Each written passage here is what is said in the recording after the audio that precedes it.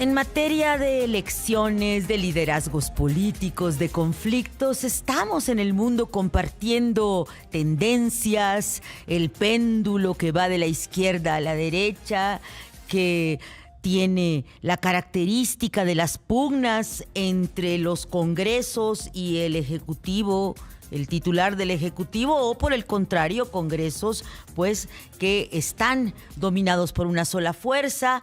Pero finalmente siempre los escenarios de América Latina son un espejo o un referente para poder seguir reflexionando sobre la democracia y sus nuevos vericuetos. Por eso nos interesa mucho hoy conversar con el maestro, el profesor del Tecnológico de Monterrey, Lucas Martínez Villalba, doctor en Derecho, sobre las elecciones generales en Perú, porque vuelve también la hija de Alberto Fujimori a ser personaje de nueva cuenta en la puja.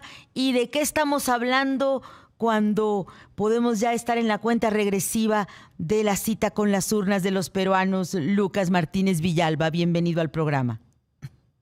No, hombre, muchas gracias por la invitación. Al contrario, gracias por ponernos en perspectiva, pues lo que viene para los peruanos pronto. Bien, la verdad es que el Perú está viviendo, o más bien lleva una década casi en una transición constante de lo que creo que tenemos la idea clara de que han sido 8 presidentes en este periodo, en una serie de, digamos que, lustros en los cuales cambian con mucha frecuencia. Me parece muy valioso que dentro de tu introducción mencionaras precisamente esa pugna entre lo que es el Poder Ejecutivo y los congresos, porque me parece también que en Perú es parte de lo que define claramente la situación actual y su transición tan rápida entre presidentes. Tenemos incluso dentro de las elecciones presidenciales de este domingo, que no solo son presidenciales, sino también se elige Congreso y Parlamento andinos. Todo esto está en juego y se da en el marco en el que hay una gran como celularización de los partidos políticos en Perú. Entonces todo esto empieza a marcar como la tendencia en un país que, o sea, ahorita habrá una serie de encuestas que nos ponen a Keiko Fujimori en el primer lugar, pero no alcanza ni siquiera el umbral del 15% en su probabilidad. Uf. El que le sigue es Carlos Álvarez, él sí está por un 10%, y Carlos Álvarez es que es muy paradójico porque es una excomediante peruano de vieja data, que desde que inscribió su candidatura a la alcaldía como que ha querido permanecer en la agenda política, y es el segundo. Y después de eso tenemos otros 33 candidatos que se distribuyen el resto del porcentaje. Entonces es un panorama muy poco fácil de predecir, el que nos encontramos para el domingo en Perú. ¿Qué podría suceder? ¿Hay segunda vuelta, maestro Lucas Martínez? Sí, en el Perú, muy similar a países de la región, en la mayoría se tiene que alcanzar mayoría del 50+1 del porcentaje de los votos, y precisamente por lo que me dicen las encuestas, pues esto no se va a cumplir. Y en ese sentido, si se respetara más o menos las mayorías que estamos viendo, pues serían directamente Keiko, que es su cuarta participación como candidata política, y el comediante Carlos Álvarez. Sí, eso sería el panorama ya sería en junio la segunda vuelta. ¿Cómo explicar, maestro Lucas Martínez Villalba, el péndulo tan al extremo ahora con estas ofertas después de que tuvimos a un Pedro Salazar, se llamaba el presidente? Pues es que, a ver, hemos tenido, son 8, pues a Pedro Castillo, Pedro Castillo, perdón. sí, fue el de izquierda con el que tuvimos un impasse muy largo precisamente desde su elección, porque directamente hubo una tensión diplomática con México. Pero de ahí también estuvo Dina Boluarte, luego estuvo Ceci, el presidente que se fue después de casi 5 meses, menos de 5 meses, perdón, y estamos en un gobierno simplemente de transición para llevar a cabo estas elecciones.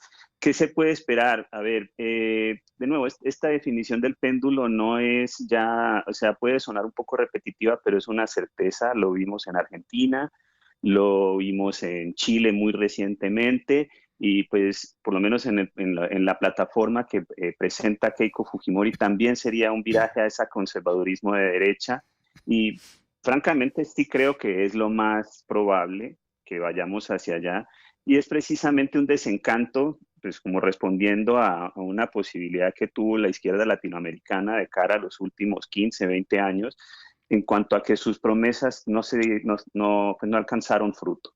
Entonces empieza este discurso fuerte de derecha y de, digamos que de valores originarios de todos estos países, Exacto. que es de lo que se nutren para darle este nuevo impulso a la derecha en América Latina. Y sin ánimo, pues precisamente de saber cómo se van a desenvolver estas cuestiones. Incluso entre los dos que quedan no hablamos de una izquierda. Si fuera Carlos Álvarez o si fuera directamente Keiko Fujimori, no hablaríamos de izquierda. Carlos Álvarez es pues un outsider, pero no Por tendría supuesto. ninguna intención de tener un régimen de izquierda o algo remotamente cercano, y pues Keiko Fujimori, muy de la línea de lo que fue el mandato de su padre, sí es claramente conservadora y de derecha. Si no hay un candidato, un franco candidato para la primera vuelta, ¿qué estaríamos esperando en el realineamiento de las fuerzas, perdón, posteriormente? ¿Cómo puede construirse un bloque o qué bloques se podrían estar construyendo? Pues precisamente creo que el discurso ya está dado, la plataforma está sentada en cuanto a que, de nuevo, primero que todo, una característica muy importante que tal vez no mencioné, en Perú hay y tiene sentido, una gran erosión respecto a la figura tanto electoral como ejecutiva, e incluso lo podemos extender a la figura legislativa. El votante peruano pues está desencantado ante una realidad en la que ve cambiante, es absolutamente inestable, y entonces a la fecha pues estas cifras nos demuestran que no tienen siquiera certeza de cuál sería su candidato.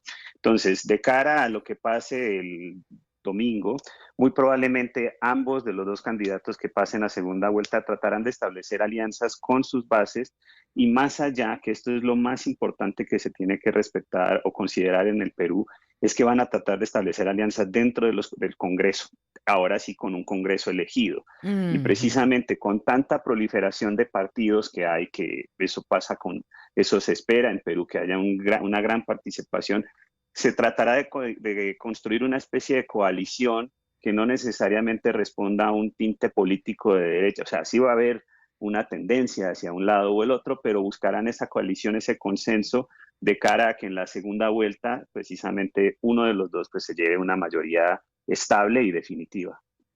Maestro Lucas Martínez Villalba, asumiendo que estas elecciones del próximo domingo se realizan en medio de una ola de criminalidad sin precedentes y pues estos choques políticos, este desgaste de los políticos, ¿qué papel juega el tema de la seguridad en la disputa por los votos y los votos de los jóvenes, el relevo generacional, que por ejemplo en España estaríamos viendo pues que hay un creciente voto hacia la parte conservadora, no nada más el PP, sino al partido Vox? ¿Qué pasa en Perú con los jóvenes?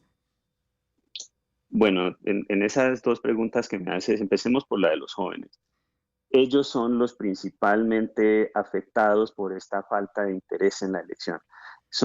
La población joven marca muy poca, digamos que un interés, valga repetir la palabra, en cuanto a participar, porque realmente se ven muy poco representados entre un cambio político, porque no hay un discurso ni que lo represente ni que sea por lo menos claro, y que traiga digamos, una representación de antaño. Más bien es una figura que se va renovando. Entonces, más que nada, el desencanto va de la mano con ignorancia, pero es ignorancia porque todas estas fuerzas se están como que redefiniendo en tiempo real y en tiempo muy rápido. Entonces, se espera realmente, o sea, ese será, por lo menos a la fecha inmediata, la apuesta por ambos candidatos de vender su candidatura, de somos la respuesta que los jóvenes están tratando de encontrar. Ahora, esta segunda pregunta en cuanto a la violencia, Esto se da en contextos de, lamentablemente, América Latina, muchos de los países cuando se encuentran en procesos electorales sufren oleadas y escaladas de violencia muy fuertes, una especie también como de tensión de poder, que lo único que buscarán es tratar de deslegitimar esa elección en particular. Me parece que por lo menos en ese sentido la violencia sí está presente, pero es una realidad que el Perú está preparado y ha buscado, digamos, que mecanismos para poder llevar a cabo las elecciones de manera que pueda asegurar que sean legítimas. Ahora, esto es, digamos, que la preparación, faltará ver cómo se desenvuelve en el domingo, Pues pero estaremos es muy una realidad. pendientes de lo que pueda suceder este domingo, maestro. Gracias por acompañarnos, se nos acaba el tiempo, pero seguimos en contacto conociendo sus evaluaciones. Muchas gracias por invitarme. Gracias al maestro Lucas Martínez Villalba por acompañarnos esta mañana.